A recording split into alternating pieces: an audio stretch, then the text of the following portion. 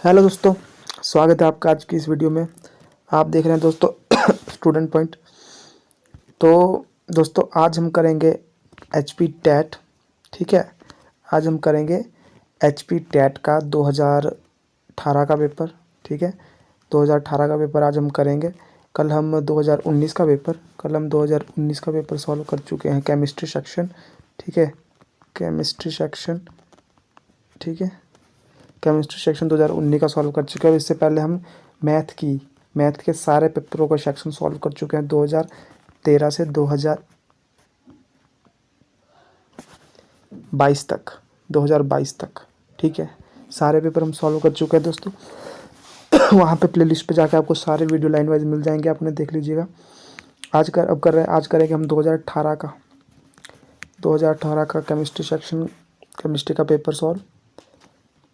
तो चलिए दोस्तों शुरू करते हैं।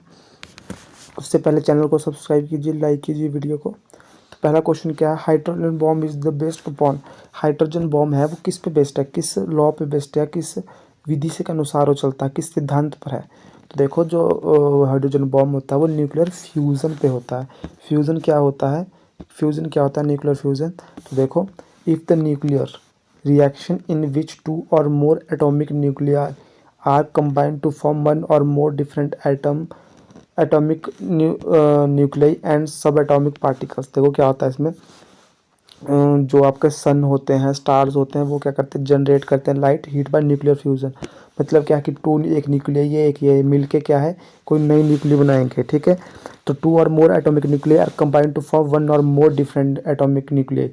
मतलब क्या, ये टूटते रहते हैं, मिलते रहते हैं। मतलब आपस में जैसे ये न्यूक्लियर मिलेगी, आपस में मिलेगी तो एक या एक से दो ज़्यादा न्यूक्लियर फिर से जनरेट कर देगी। तो क्या ये एक क्या है, ये ये कभी ख़त्म नहीं होता प्रोसेस। ठीक है, तो hydrogen bomb is sun and other star generate light and heat by nuclear fusion. Hydrogen bomb is immensely powerful bomb whose destructive power come from the rapid release of energy। ठीक है, जो rapid एकदम से उसमें energy create होती है और एकदम से रिलीज होती है during the nuclear fusion of isotopes of hydrogen, deuterium and tritium using an atom bomb as a trigger।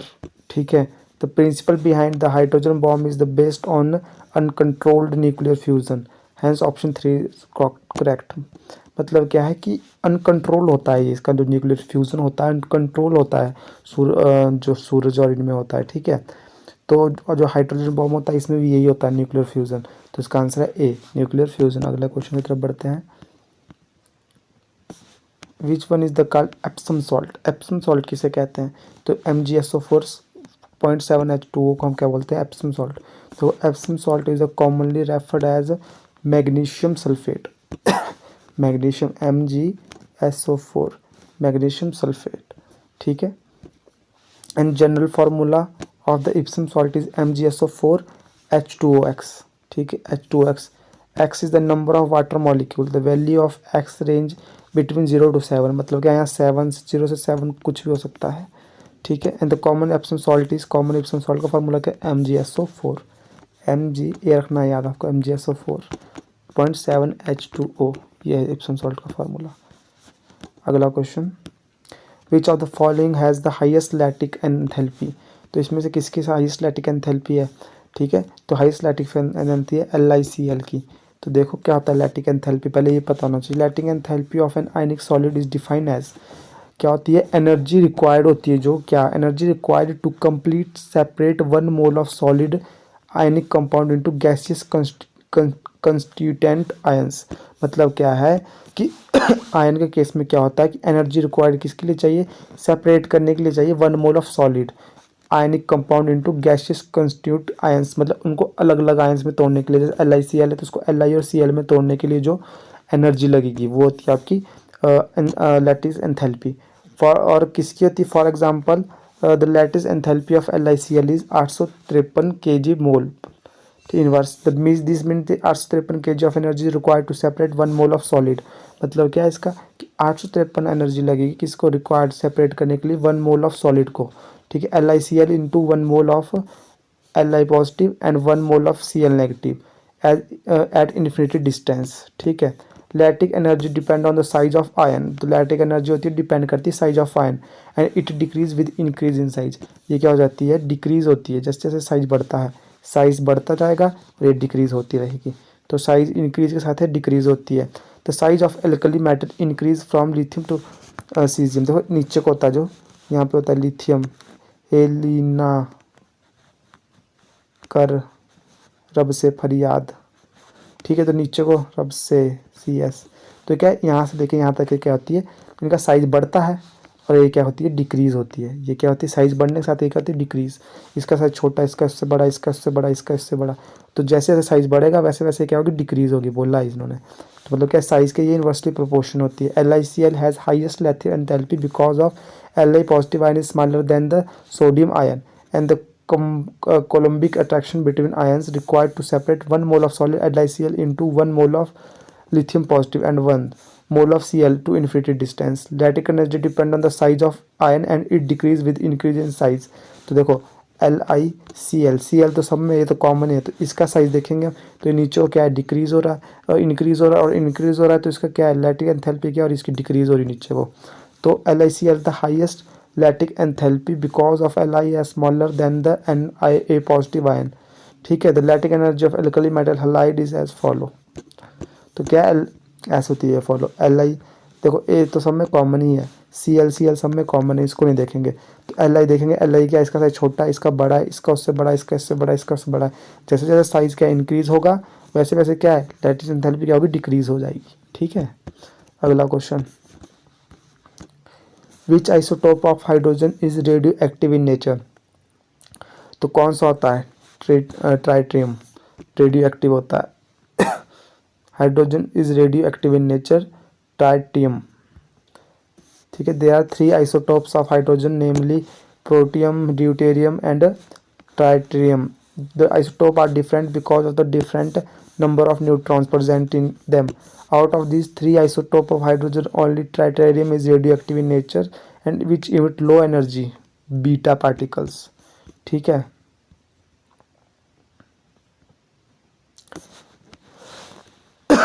Which is the bond angle expected from NH expected NH। अच्छा, इसमें हमारा एक क्वेश्चन छूट गया, 125। In the period table the element which is highest electronegative. देखो phone याद रखना आपको, फोन याद रखना आपको। फ्लोरीन सबसे ज़्यादा इलेक्ट्रोनेगेटिव, उससे कम थोड़ा ऑक्सीजन, उससे कम नाइट्रोजन, उसके बाद क्लोरीन का नंबर आता है। तो फोन याद रखना आपने, फोन सबसे ज़्यादा इलेक्ट्रोनेगेटिव F है फ्लोरीन, उसका ऑक्सीजन, उसका नाइट्रोजन, सबसे ज़्यादा क्या है, fluorine. Which is the bond angle expected from NH3 से क्या एंगल रख रहे हो आप।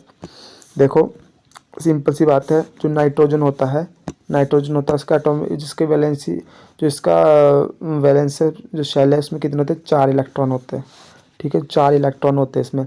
तो क्या करता है, N क्या होता है, एक बॉन्ड बनाता है, एक इससे 2 एक है लोन पेयर बच जाते हैं इस पास, और ठीक है। तो देखो इसको आगे नीचे देखते हैं, देखो ये होता है 1s2 नाइट्रोजन का, जो देखो 1s2 2s2 2p3 तो ये होता है इसका 3 2 5 7 और 3 2 5 और 2 7 7 तो होता है इसका एटॉमिक नंबर।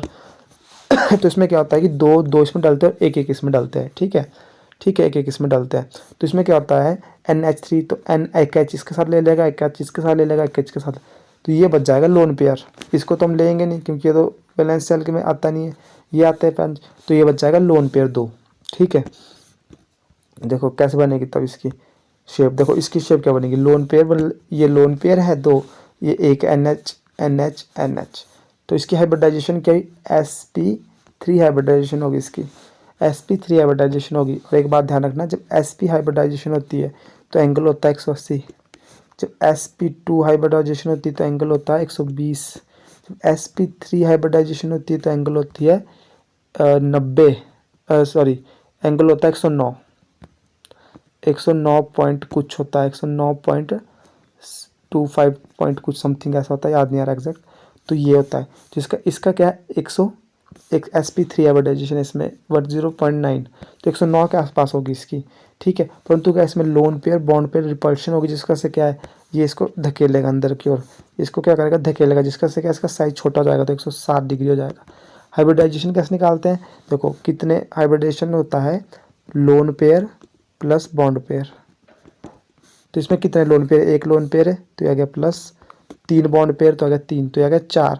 जब 4 होगा तो sp3 होगा, s1 और p3, तो प्लस को 4 बन जाएगा, तो 4 sp3 हाइब्रिडाइजेशन होगी तो इसमें कितना एंगल होगा 109 के आसपास, जब एस 109, ठीक है।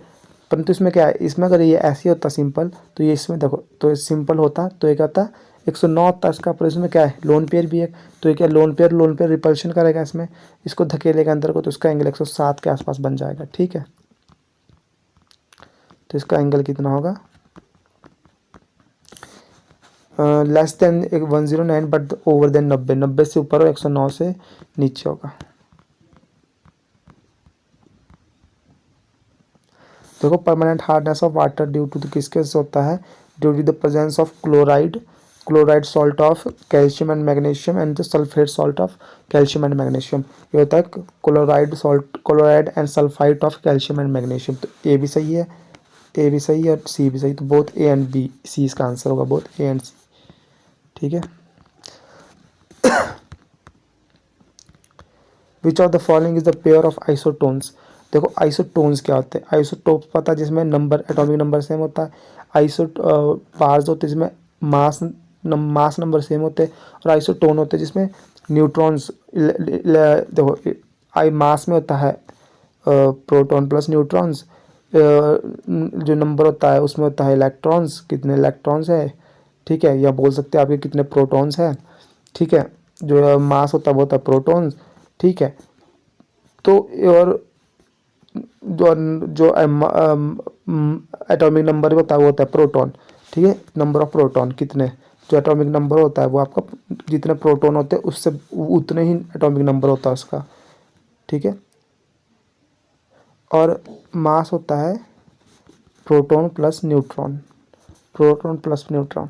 तो देखो ये है प्रोटॉन, ये है प्रोटॉन प्लस न्यूट्रॉन, ठीक है। तो मान लो जैसे 6 है, ये है प्रोटॉन, प्रोटॉन कितने 6, इस वाले में इसमें कितने प्रोटॉन है 7, और मास प्रोटॉन प्लस न्यूट्रॉन, जो मास नंबर है प्रोटॉन प्लस न्यूट्रॉन, ये है 13, इसमें कितना है प्रोटॉन प्लस न्यूट्रॉन 14, ठीक है। जब आप प्रोटॉन में से प्रोटॉन को माइनस कर देंगे प्रोटॉन प्लस न्यूट्रॉन से, तो क्या बच जाएगा आपका न्यूट्रॉन ही बच जाएगा। यहाँ से प्रोटॉन को माइनस कर देंगे प्रोटॉन प्लस न्यूट्रॉन से, तो क्या बच जाएगा आपके पास, क्या बच जाएगा, न्यूट्रॉन ही बच जाएगा, ठीक है। जब आप ऐसा करते हैं तो यहाँ दोनों में क्या आता है 7 और 7, तो इसमें क्या है सेम, ये बन रहा है आइसोटोन, पेयर ऑफ आइसोटोन, क्योंकि सेम प्रोटॉन है इसमें, सेम क्या है न्यूट्रॉन की संख्या है इसमें, क्या है न्यूट्रॉन की संख्या इसमें 7। अगला question, which of the following transition, देखो isotone any of 2 more species of atom nucleus that have the same number of neutrons, क्या था सेम नंबर ऑफ न्यूट्रॉन्स होते हैं इसमें, ठीक है। विच of the following transition element is vitamin B12 complex, cobalt होता है, ठीक है, B12 कॉम्प्लेक्स में होता है कोबाल्ट। देखो देयरफॉर विटामिन B12 को कंटेन कोबाल्ट में कंटेन होता है। विच of the following is not present in DNA, DNA में क्या प्रेजेंट नहीं होता, तो retinol. Vitamin is the yellow fat soluble anti-vitamin import in vision and belong to family of chemical compound known as retinoid। ये question आगे आएगा, यहाँ clear नहीं है, ठीक है, आगे आएगा ये क्वेश्चन। रेटिनोल होगा इसका answer. 137 how many number of potassium atom are present in 7.8 gram of potassium element, ठीक है। तो बहुत इजी क्वेश्चन है। देखो आपको पता होना चाहिए कि इसमें क्या पूछा है, how many number of potassium atom are present in 7.8 gram of potassium element, ठीक है। देखो आपको क्या पता होना चाहिए, पहली बात देखो mass of 1 mole of potassium कितना होता है 39 ग्राम, कितना होता है 39 ग्राम, ठीक है। ये होता है mass of 1 mole of potassium, ठीक है। और 1 मोल ऑफ पोटाशियम किसके बराबर कितने पार्टिकल होते हैं 1 मोल में होते हैं 6.022 इंटू 10⁻23 पार्टिकल। मतलब क्या है कि 39 ग्राम ऑफ पोटाशियम कंटेन कितने पार्टिकल कर रहा है, 39 ग्राम पोटाशियम में इतने पार्टिकल्स होते हैं। ठीक है, 39 में इतने होते हैं तो एक पोटाशियम में कितना होगा, तो 1 ग्राम के पोटाशियम में कितने पार्टिकल्स होंगे, तो 1 ग्राम कोई ऐसे रख लो, उसको डिवाइड कर दो 39 से, तो ये आ जाएगा 6.02022 इंटू 10⁻23 का भाग कर देंगे 39 से। ठीक है, कैसे देखो 6.022 इंटू 10⁻23 और गुणा कर दिया 39 से। ठीक है, अब आ गया हमारे पास 1 ग्राम का, तो 7.8 ग्राम का क्या होगा, इससे गुणा कर दोगे आप 7.8 ग्राम से इसको। ठीक है, जब आपके इसको सॉल्व करने के बाद आपको पास आ जाएगा 1.2 इंटू 10⁻23। ठीक है, तो अगला क्वेश्चन बढ़ते हैं। Monomer unit of natural rubber is, तो मोनोमर यूनिट क्या होती है नेचुरल रबर की, आइसोप्रीन। ठीक है, क्या होता है monomer unit of natural rubber is isoprene. ठीक है, 2-मिथाइल-1,3 डाइन भी बोलते हैं इसको। अच्छा, isotope of which element is use for treatment of cancer, तो कैंसर के ट्रीटमेंट के लिए क्या होता है यूज़, कोबाल्ट होता है यूज़। तो ट्रीटमेंट ऑफ कैंसर के लिए भी क्या होता है यूज़, कोबाल्ट होता है यूज़। ठीक है, अगला question, which is the oxidation number of acetic acid, तो एसिटिक एसिड क्या होता है CH3COOH, ये होता है एसिटिक एसिड। ठीक है, तो नंबर ऑफ क्या बोला इसमें, which is oxidation number of carbon, देखो कार्बन यहाँ भी है कार्बन यहाँ भी है, तो एक कार्बन का निकाल दो। ठीक है, एक कार्बन का ही निकलेगा, तो मान लिया हमने COH ग्रुप ले लिया, COH ग्रुप ले लिया, तो C का निकालना तो इसको X लिख दो, ऑक्सीडेशन की -2 होती है, -2 लिख दो। ठीक है, और प्लस इसकी भी -2 होती है दूसरे ऑक्सीजन की, प्लस H की होती है +1। ठीक है, तो इसको इक्वल टू 0 ले लो। ठीक है, तो X प्लस यहाँ आ गया माइनस माइनस प्लस। ठीक है, माइनस माइनस क्या आ गया प्लस, तो आ गया -4 +1 इज इक्वल टू 0। ठीक है, तो क्या आ गया x -4 +1 इज इक्वल टू 0। तो इसको सॉल्व किया जब minus minus x3 is equal to 0, तो x आ गया ऑक्सीडेशन स्टेट क्या आ गई 3, कितनी आ गई 3, बी आंसर। देखो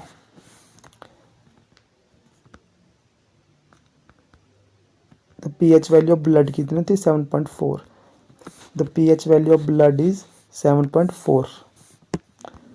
देखो pH वैल्यू ब्लड की कितनी होती है 7.35 से 7.45 के बीच होती है। ठीक है, अगला question, gun metal is the alloy of, gun metal किसका अलॉय है, ये होता है कॉपर, टीन और जिंक का alloy.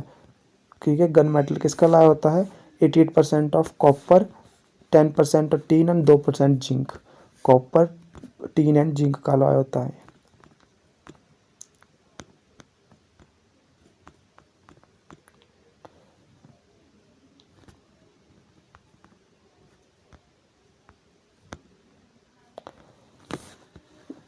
What is the carbogen, carbogen क्या होते हैं। ठीक है, कार्बोजन होता है mixture of CO2, carbon dioxide and dioxide का। ठीक है, mixture of CO2 and O2। Which of the following is not a green house gas, देखो ग्रीन हाउस गैस कौन सी नहीं होती, water vapour green house gas होती है, O3 ग्रीन हाउस होती है, CO green, CH2 green house होती है, CO नहीं होती। कई जगह बोलते हैं कि देखिए मैं अभी तक इसको पूरे मैंने रिसर्च की, तो कई जगह कार्बन मोनोऑक्साइड को भी ग्रीन हाउस गैस बोल रहे हैं और कई जगह नहीं बोल रहे हैं। जैसे कि देखो यहाँ बोल रहा है कि देखो यहाँ पे बोल रहा है कार्बन मोनोऑक्साइड ग्रीन गैस नहीं है। ठीक है, यहाँ पे मना कर रहा है। ठीक है, तो कार्बन मोनोऑक्साइड ही रखोगे आप इसका आंसर। अभी तक अगले पेपर आएगा तो उसमें कुछ और हो जाएगा। ठीक है, तो आप ऑप्शन के हिसाब से देखेंगे, परंतु मेरे को लगता है कि इसमें नंबर सबको ही मिला होगा। ठीक है, विच of the following is the more acidic, which of the following is the more acidic, जिसमें जितना ज़्यादा CH3 ग्रुप एल्का मिथाइल ग्रुप होंगे, CH3 ग्रुप है वो उतना ज़्यादा एसिडिक होता है। क्यों, क्योंकि इलेक्ट्रॉन डोनेटिंग ग्रुप होता है, जिस वजह से क्या ये OH को, ठीक है, जो जितना ज़्यादा OH डोनेट करेगा वो उतना ज़्यादा एसिडिक है। जितनी, ठीक है, जितनी क्षमता होती है। तो ये क्या है, इसमें इलेक्ट्रॉन डोनेटिंग ग्रुप है जो डोनेट करते हैं इलेक्ट्रॉन को और क्या करते हैं OH को डोनेट करने में हेल्प करते हैं, जिस वजह से ये सबसे ज़्यादा एस्टिक है। इसमें कम है तो एक कम है, इसमें और ये कम है, इसमें और भी कम, ये इससे कम है, सबसे कम है, ठीक है। तो CH3 जिसमें जितना CH3 ग्रुप है उतना एस्टिक है। देखो इसमें CH3COCl, ठीक है, CH3COCl एक इसकी रिएक्शन कराई है BSO4H2 और PD के साथ। तो बोल रहा है क्या होगा इसका, तो ये होगा CH3CHO, ठीक है। Which substance is used moderate in nuclear reactor, moderate in nuclear reactor में कौन सा, बोथ ग्रेफाइट एंड D2O, ठीक है। D2O और ग्रेफाइट दोनों होते हैं, ड्यूटेरियम एंड ग्रेफाइट दोनों। द हाईएस्ट ट्रांजिशन थेरेपी किसकी होती है, किसको हाईएस्ट इलेक्ट्रॉन जो इनके आपस में जो बॉन्ड तोड़ने के लिए सबसे ज़्यादा एनर्जी किसको लगती है, तो इनर्ट गैस जो फुली फिल्ड होते हैं इनको अब भी छाड़ना आसान काम नहीं है, तो इनर्ट गैस होगा इसमें, उससे कम होगी हेलोजन में, ठीक है। The chemical name of vitamin A is retinol, chemical name क्या होता है विटामिन ए का, retinol. Which of the following not present in DNA, तो इसका होगा यूरिसिल ए, ठीक है, इसका आंसर होगा ए होगा इसका answer. Cloud are the example of which colloid, ये है एरिसोल का, ठीक है, क्लाउड किसका एग्जाम्पल है, एरिसोल का।